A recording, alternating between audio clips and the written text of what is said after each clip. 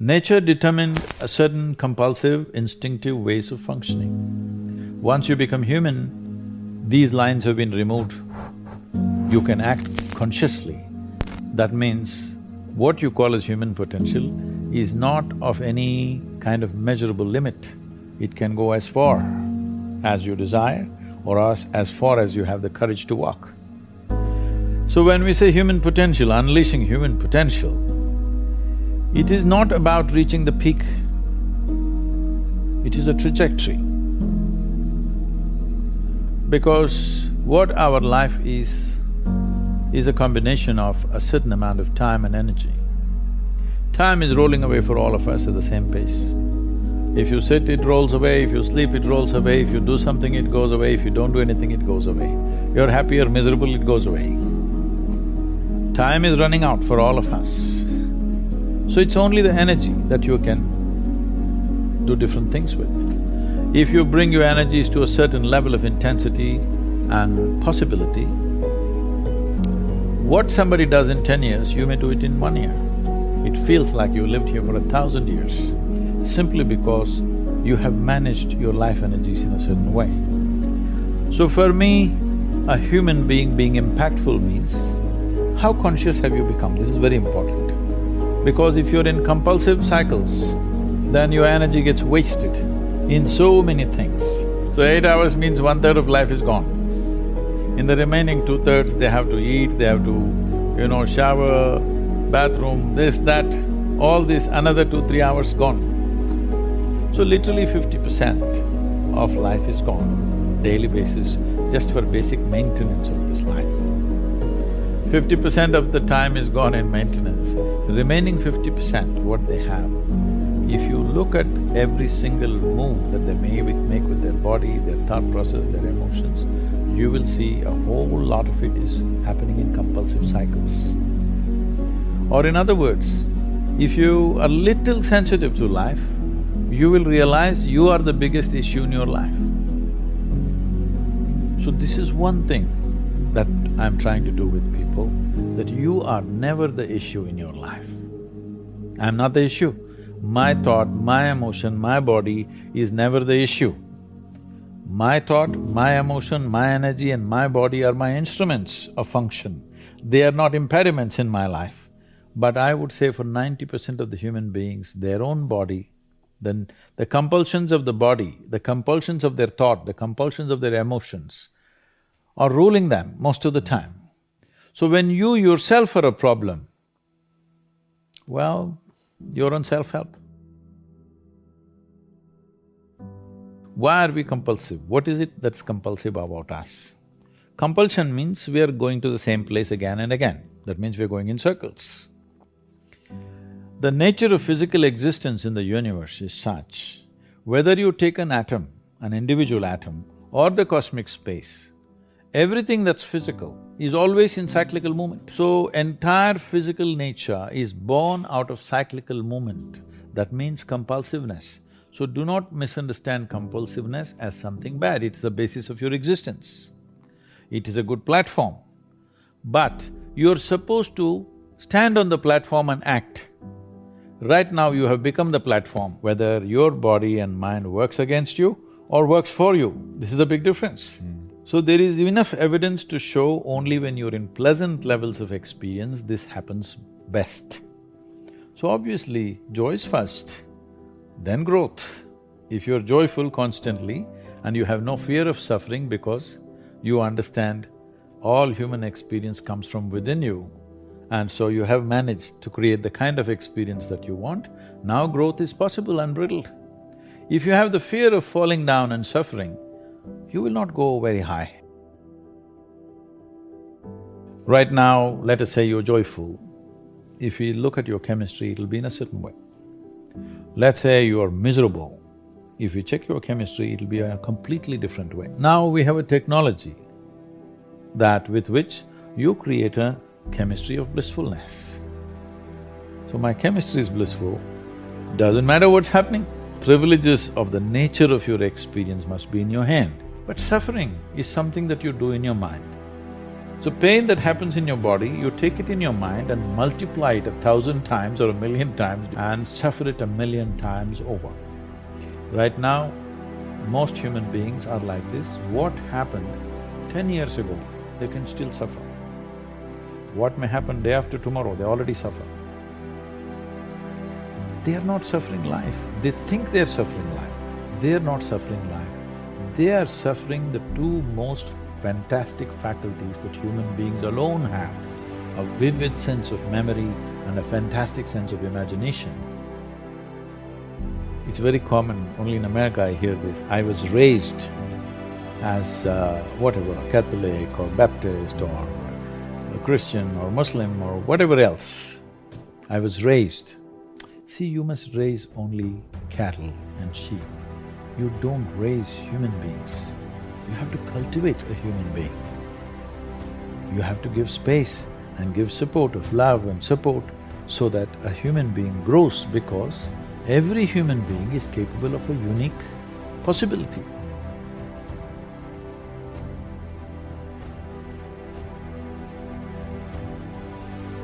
If inspiration is what you need, encouragement was what you need, I'm willing to talk. But talks will not bring solutions. They will bring some clarity. Solution will come only when you take a proper inward step. That's what inner engineering process is. We are doing everything possible to deliver it in as simple and as practical measures as it can be done. Content of our life will not change our life. It is the context of our life which changes our life. Because your content you have changed and you see, people are not happy. If your context shifts from your psychological and physiological process to the life process that you are, everything has changed. Because we must understand this. As we sit here, this is my body, that's your body, this is my mind, that's your mind. But there's no such thing as this is my life and that's your life.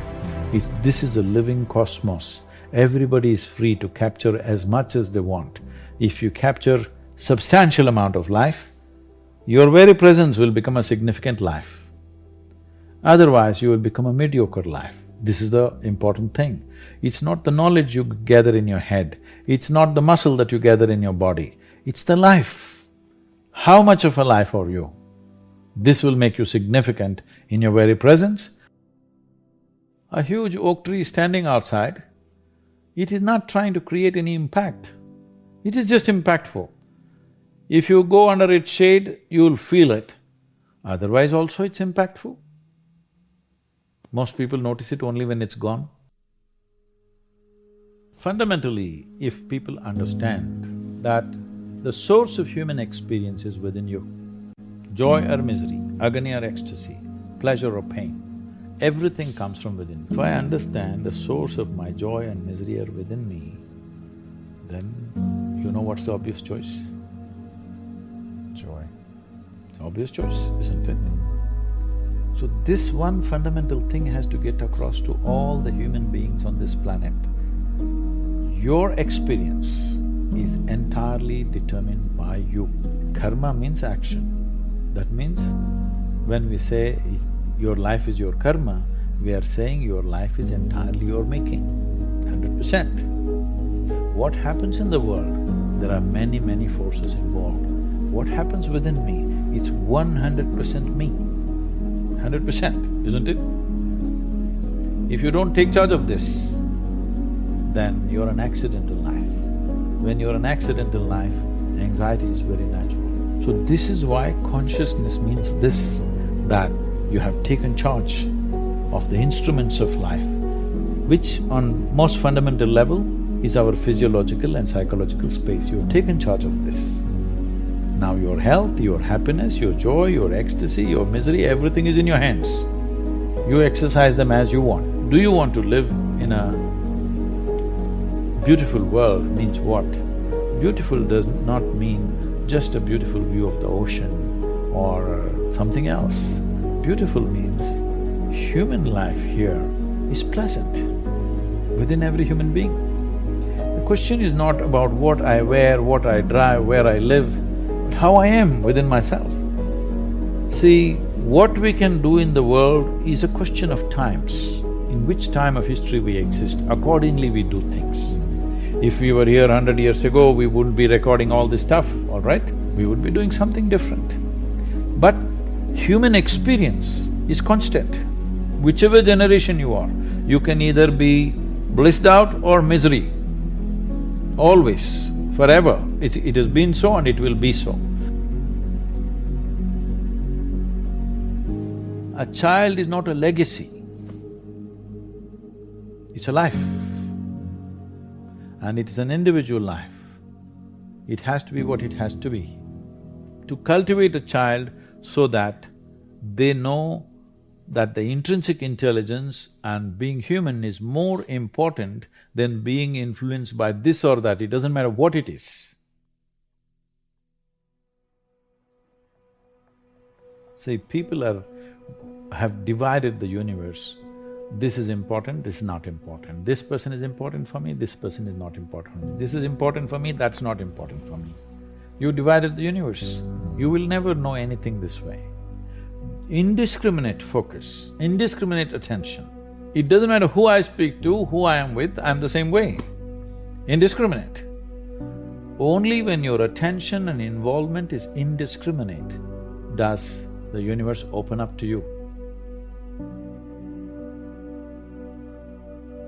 You won't believe it, in this entire universe, most people like only 3 or 4 things. When you're so constipated in your head that you like only 3 or 4 people or 3 or 4 things in your life, how do you want to open up to the existence? Because life is happening because of its openness.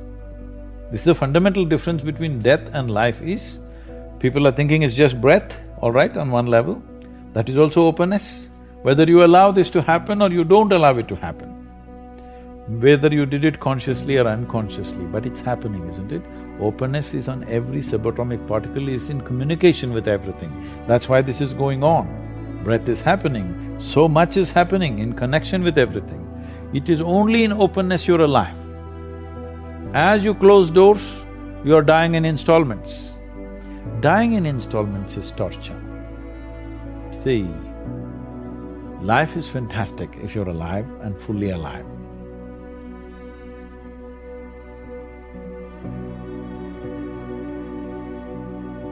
But I'm saying, everybody dies, you and me will die, all right?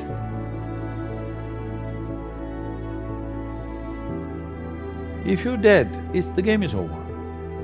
But if you're half dead, oh, this is endless torture to yourself. When you are being tortured, of course you'll share it with everybody else.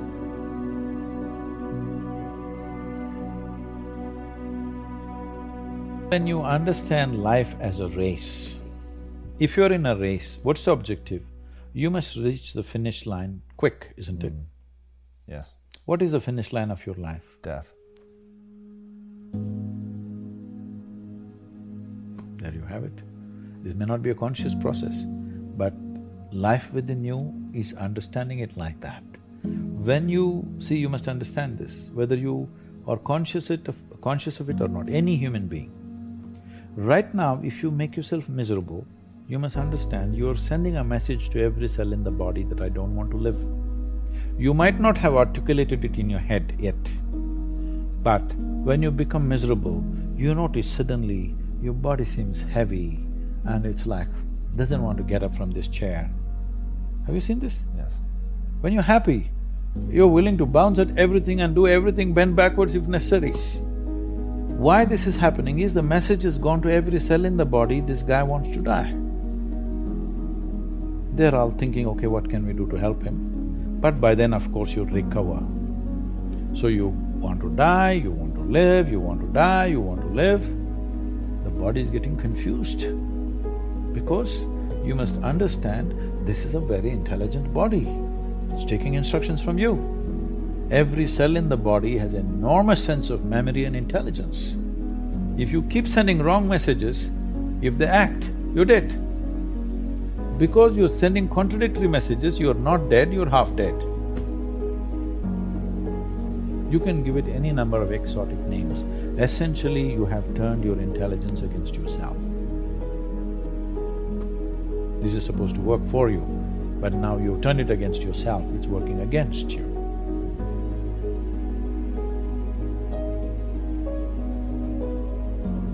What we can do in the world is subject to many realities of the times, but how we can be within ourselves is always a possibility. So what is always a possibility must be manifested. Whether you will run faster than Mr. Bolt or not, whether you will climb Mount Everest or not, this is not the point. Those things are subject to individual tastes and individual likes and dislikes.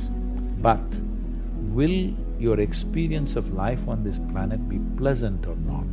At least this one thing we must determine, that every human being's experience of life on this planet is pleasant. That much we must do, and it's doable.